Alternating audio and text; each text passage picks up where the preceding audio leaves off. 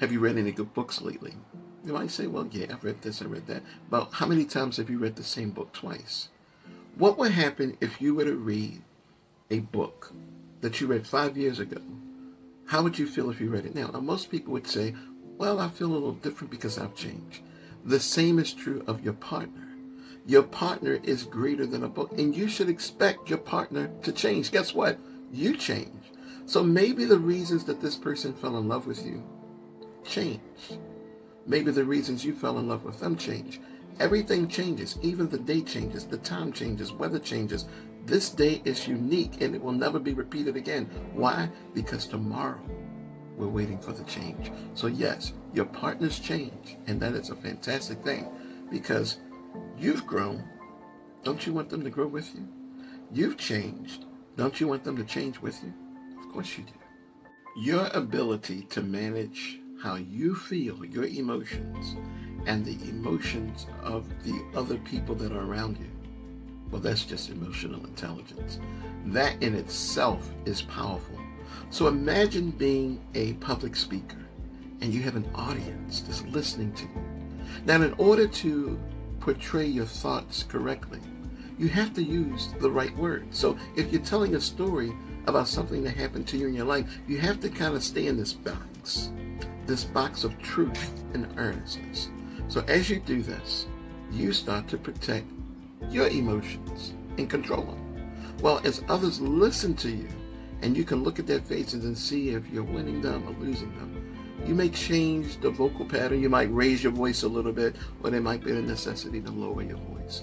And when you do this, you're controlling how they feel about all the things you say. Knowing why you're doing something, having a purpose behind it, is a sure way to get rid of laziness. Laziness does not really make you feel good. Laziness makes you feel bad. It is emotional draining to be lazy.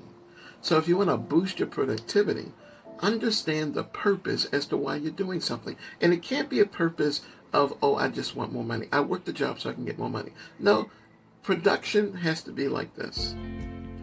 I work my job so I can take my family on nice vacations every year. See, that's more of a purpose. A little general, but it's really a purpose. It's a lot stronger than saying, oh, I just work my job for money. No, that's laziness. You could be lazy and still working, but you have to have some kind of purpose to drive your mission or your moment for success. If you don't have anything driving, if you don't have that purpose, you know what? You're just barely getting by. A consequence is not necessarily a negative word, but it's generally used as such. For example, if you walk out into a street and you don't look both ways and you get hit by a car, the consequence is simple. You'll get hit. You'll hurt yourself. You could even die. That's what you pay, all right? But what if the consequence was a positive one? If you go to work on time, you might receive a bonus. There's nothing wrong with that, but it's still a consequence. A consequence is the reaction from something else that you've done. It's kind of like sales and marketing. Marketing gets people's attention. Sales gets you paid. So a consequence is not necessarily bad. When you know that there's a consequence for anything that you do in life, good or bad, then you kind of lean yourself into what's good, because we love rewards. So get your reward. It's a consequence. A lot of people have anxiety. It's just one of those things that has a mind of its own. Or does it? Can you control your anxiety? Yes, but you have to get in front of it. Don't wait until your anxiety starts to take over you. The way to control your anxiety is to already know in advance what's going to happen. Like, have an idea. You can't predict the future, but you can generally have an idea about what may occur. For example, if you are upset with someone, a lot of people will always anticipate a negative thing happening because you're upset and you're going to go give them a piece of your mind. Instead of giving them a piece of your mind, imagine what would happen if you try to help them to see your point of view in a very positive and calm fashion. Well, if you expect this, then you may get that. Because anxiety is a part of your emotions, and if your emotions are not under control, then you no longer have the intelligence to manage anything. Meditation requires deep concentration, but it also requires preparation. Think of your mom. So you'll do it like this, and thinking about my mom. My mom is always taking care of me. I know I can never repay her, but I want to do things things that she enjoys. I love my mom. She's my favorite teacher. She's taught me so many things, and she was my first teacher, and I trust her. What can I do?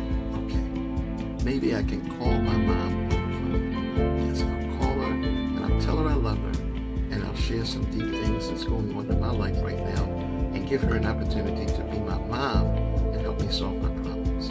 See, that's meditation. It's a deep thinking, it's a concentrated, it's a focused thinking, and it's not distracted. Practice it. Don't do it just today and not do it tomorrow. Make it a habit.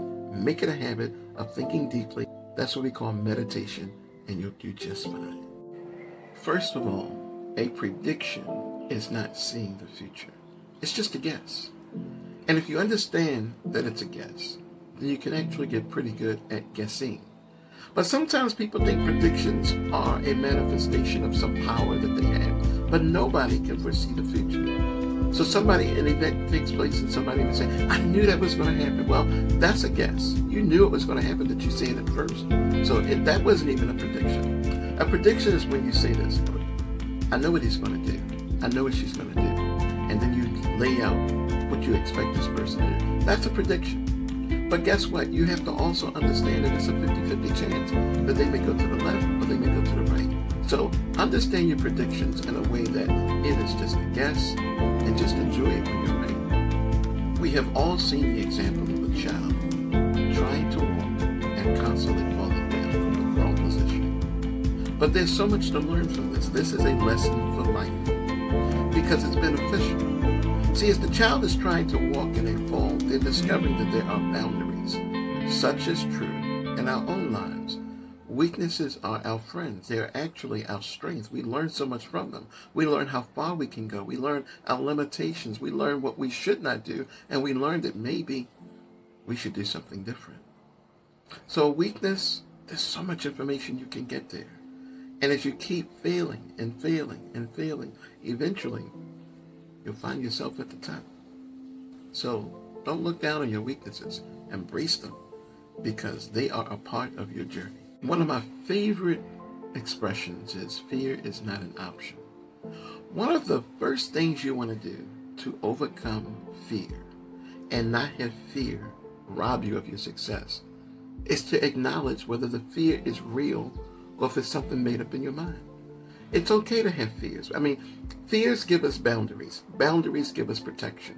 So if you fear something, what is the reason for the fear? Is it because of something someone else said? If that's the case, don't believe the fear. Because the fear needs to come from you, not the influences of other people. If someone says, wow, I don't want to live on that neighborhood because they break in people's houses. Ask them, did they break in your house? No. Do you live in that neighborhood? No. Then the fear is not real. But if they have a personal experience they want to share with you, that's their fear. And their fear does not necessarily need to become your fear. You need to be only afraid of those things to which you have knowledge of.